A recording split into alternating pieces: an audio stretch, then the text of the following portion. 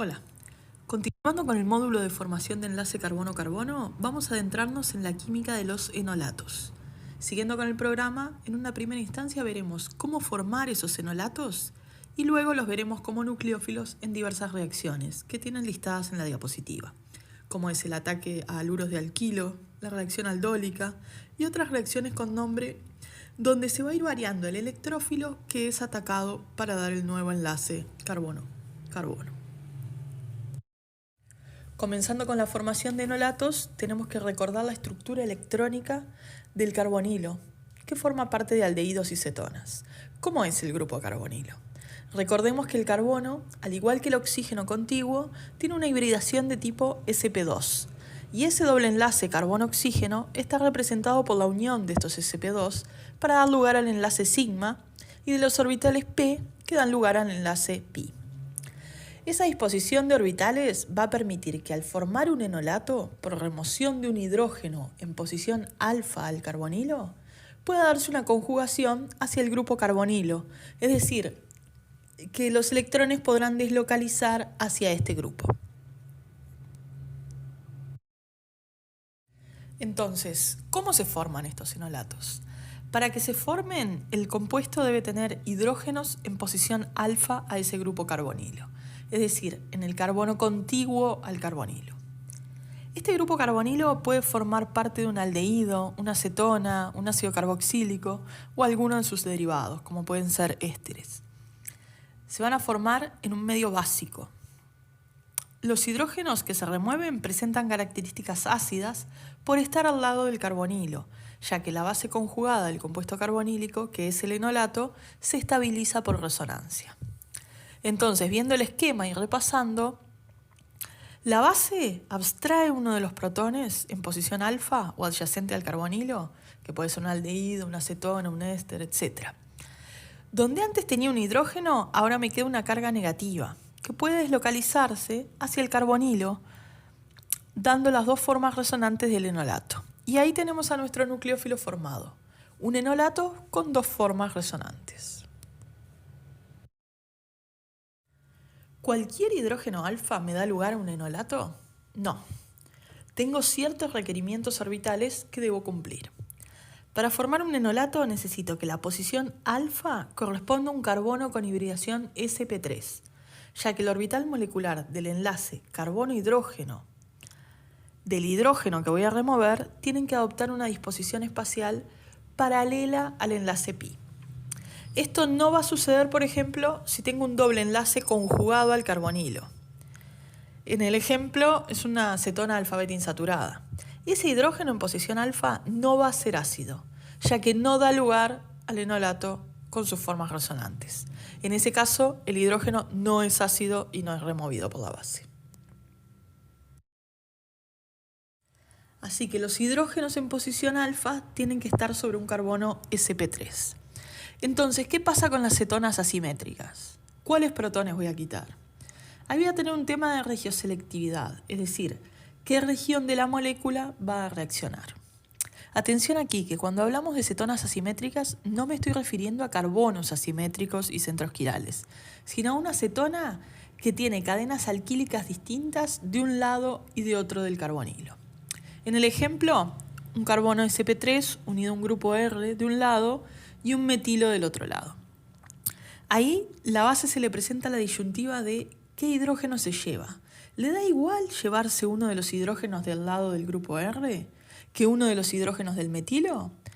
La respuesta es no, ya que quitando uno u otro, doy lugar a dos enolatos distintos que están representados con sus dos formas resonantes.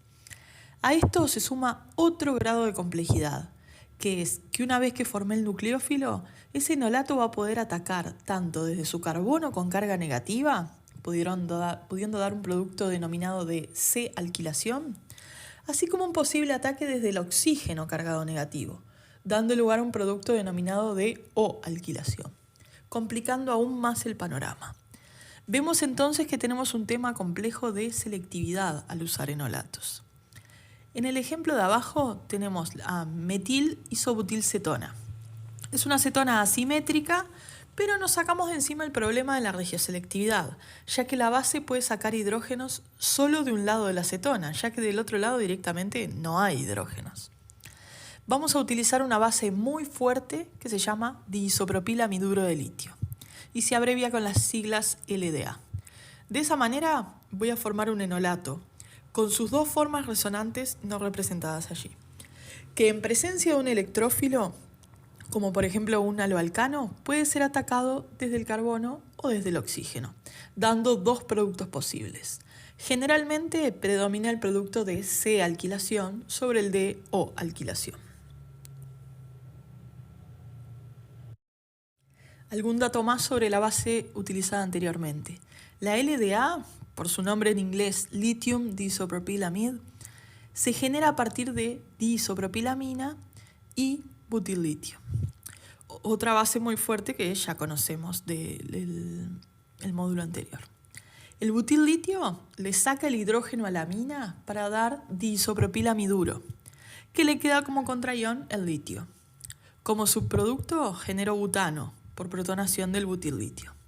La LDA es una base muy fuerte y además es muy voluminosa por los dos isopropilos que tiene. Esto va a ser ventajoso en ciertos casos que veremos más adelante.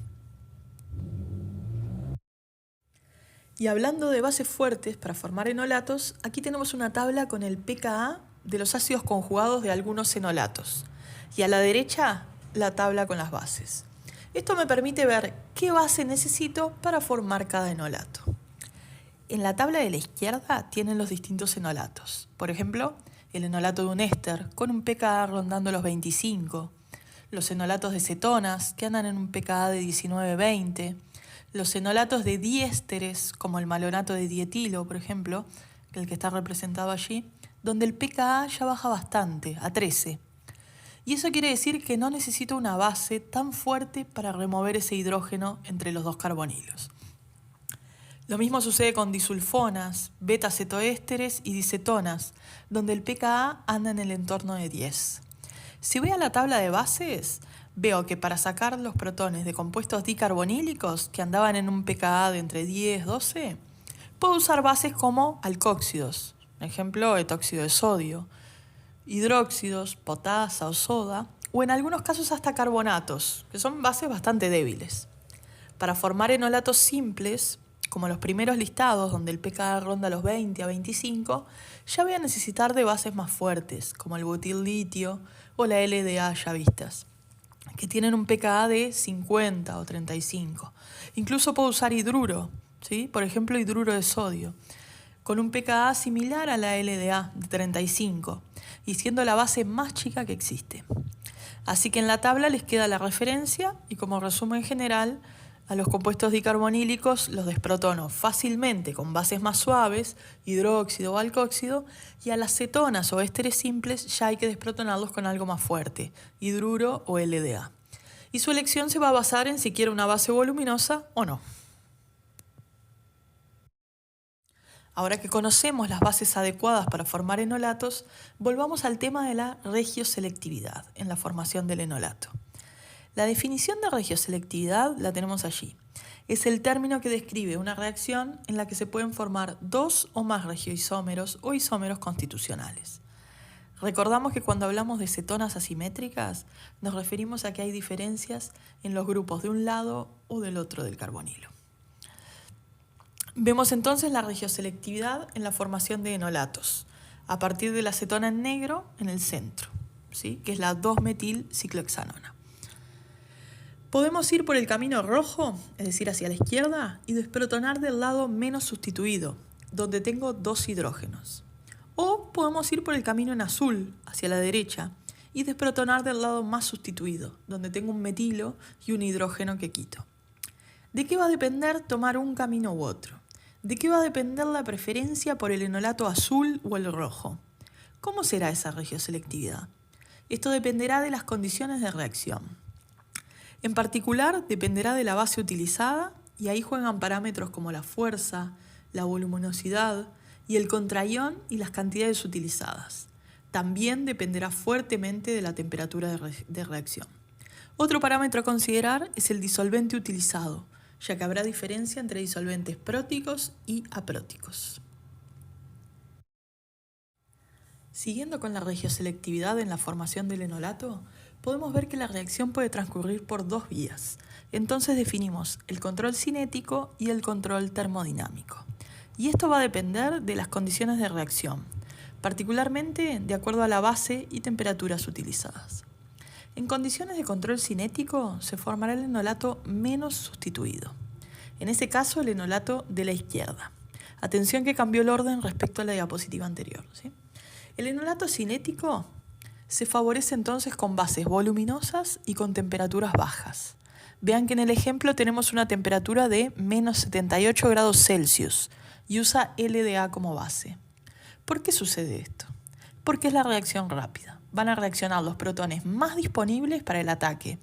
Y esto lo puedo favorecer a baja temperatura, evitando un movimiento excesivo de moléculas y con una base muy grande que no llega a todos lados. El control cinético es la reacción más rápida y más fácil. Por otra parte, tenemos el control termodinámico, que favorece el enolato más sustituido. Como su nombre lo indica, se va a favorecer con temperaturas altas y también con bases pequeñas. Al formar el enolato más sustituido, estoy yendo hacia la formación del enolato más estable, y en ese caso son condiciones de equilibración, aumentando la temperatura y con una base que pueda llegar a todos lados. Vemos con un gráfico con la energía libre y la coordenada de reacción para aclarar más el control cinético y el control termodinámico. Comenzamos con una cetona asimétrica, en este caso metil isopropilcetona, con un cierto nivel de energía. Y tenemos dos caminos, el rojo y el azul. El rojo me indica el control termodinámico, donde necesito una mayor energía para llegar al estado de activación, pero luego llega un producto más bajo en energía, es decir, más estable, como es el enolato del lado del doble enlace más sustituido. Si vamos por el camino azul, es decir, el control cinético, vemos que se necesita menor energía para llegar a la energía de activación. Pero el enolato que voy a obtener, en este caso el menos sustituido, está más arriba en energía, es decir, es menos estable. Para lograr un control cinético y por lo tanto obtener el enolato del lado menos sustituido, podemos propiciarlo de la siguiente manera. Con baja temperatura, y estamos hablando de temperaturas realmente bajas, menos 78 grados, que se pueden lograr con un baño de hexano enfriado con un rulo termostatizado para lograr esas temperaturas, lo que se conoce como un cryo-cool. O menos 20 grados, que se logran con un baño de hielo seco o incluso en el freezer. El control cinético está favorecido con bases voluminosas, como la LDA que vimos anteriormente, con sus cadenas isopropílicas, que hacen que el acceso para obtener el enolato termodinámico esté restringido por impedimento estérico. También nos conviene hacer una desprotonación cuantitativa, porque no quiero propiciar condiciones de equilibración. Entonces uso una base fuerte y en cantidades estequiométricas. También favorecemos el control cinético con disolventes apróticos, evitando la equilibración y favoreciendo la coordinación con el contraión de la base. Ejemplos de disolventes apróticos son el tetrahidrofurano, el dimetilsulfóxido o la dimetilformamida. El control cinético también se ve favorecido con contraiones coordinantes como litio, zinc o boro, pero eso ya es para cursos más avanzados y sería llevar la química de los enolatos a otro nivel. El control termodinámico se va a ver favorecido cuando tienda a la equilibración, es decir, desprotonar y volver a protonar hasta encontrar el equilibrio para tener al enolato más estable. Esto se logra con altas temperaturas. Y atención que estamos hablando desde cero a temperaturas de reflujo, a diferencia de las temperaturas bajo cero que hacen que el anión se mantenga como tal. Así que ya una temperatura ambiente cataloga como condición de control termodinámico. También se favorecerá con bases pequeñas, como el hidruro, la base más pequeña. También podemos utilizar etóxido o hidroxilo, aunque no tengan la fuerza suficiente como vimos en la tabla anterior. Esto es porque quiero lograr una desprotonación no cuantitativa, por lo que me sirve que la base sea débil y en cantidades catalíticas. El control termodinámico también se favorecerá con disolventes próticos, ya que también favorecerán la equilibración. Y también se ve favorecido con contraiones no coordinantes, como lo son el sodio y el potasio. Y tenemos un ejercicio donde en el centro tenemos varios compuestos carbonílicos y nos pide predecir qué enolatos se formarán en cada caso, de acuerdo a las condiciones de reacción dadas sobre las distintas flechas. En el primer caso tenemos una acetona cíclica que es asimétrica, teniendo incluso unos carbonos quirales que tenemos que ver si se conservan, porque recuerden que a veces al desprotonar pierdo esa información. Yendo hacia la izquierda, tenemos condiciones típicas de control termodinámico, con una base pequeña, aunque fuerte, y temperatura de 60 grados, que favorecerá la equilibración, y entonces dará como producto el enolato más sustituido, es decir, del lado del metilo, y ahí ya pierdo la quiralidad en el carbono. Para el otro lado, tenemos condiciones de control cinético, con una base voluminosa típica como la LDA, y temperaturas muy bajas, de menos 78, que hacen que el enolato favorecido sea el más sencillo de formar, es decir, el que queda al lado menos sustituido. Presten atención que en los dos casos se utilizó como disolvente THF, que en principio favorecería el control cinético, pero a veces con el disolvente es un compromiso entre lograr disolver los reactivos y las condiciones ideales de reacción. Los que definen realmente el tipo de control son la temperatura y la base. En el siguiente caso tengo una acetona cíclica asimétrica. Hacia la izquierda tenemos condiciones de formación de enolato que parecen un poco contradictorias, ya que la base es voluminosa, como es un terbutóxido en terbutanol, aunque no es tan fuerte como el LDA. De cualquier manera, la temperatura es de 80 grados. Me aclara que son condiciones termodinámicas. Pero si miramos al sustrato, solo hay una posibilidad, y corresponde a lo que sería el enolato cinético. Y es lo que sucede, se forma el único enolato que se puede formar. Para el lado derecho sucede lo mismo. En ese caso, las condiciones típicamente cinéticas de base voluminosa, temperatura baja y disolvente aprótico como el dietiléter. En el tercer caso tenemos un beta-cetoéster, es decir, un éster que en posición alfa tiene 2 protones ácidos y en posición beta tiene una acetona. Recordemos que estos protones en posición alfa son más ácidos que en los casos anteriores, por estar entre 2 carbonilos, y entonces el enolato que se forma tendrá 3 formas resonantes, y no 2 como ya vimos, porque en este caso puede deslocalizar la carga negativa hacia los 2 carbonilos. Por esto, si le presento una base débil, como el hidróxido de sodio, es capaz de desprotonarse para dar un enolato con 3 formas resonantes que lo estabilizan. Si voy hacia la derecha y le agrego una base muy fuerte, logro no solo desprotonar para formar el enolato, igual que en el caso anterior, sino que ante un exceso de base hasta puedo quitar el protón que está en la posición gamma y formar entonces un dianión o dienolato, que es lo que tenés en amarillo ahí. Para el último caso, también tenemos un compuesto dicarbonílico. En ese caso, una dicetona. En este caso tengo 3 posiciones alfa al carbonilo donde puedo quitar protones. La posición más ácida es la que está entre los 2 carbonilos y será la preferida, cuando agregue una base débil como potasa para dar el enolato de la izquierda. Pero ante una base más fuerte y más voluminosa como es el LDA, podrá estar quitando no solo el protón de la posición del medio, sino también alguno adyacente a uno de los carbonilos. ¿Cuál de ellos? Ahí ya juega el tamaño de la base y voy a quitar el que esté más disponible.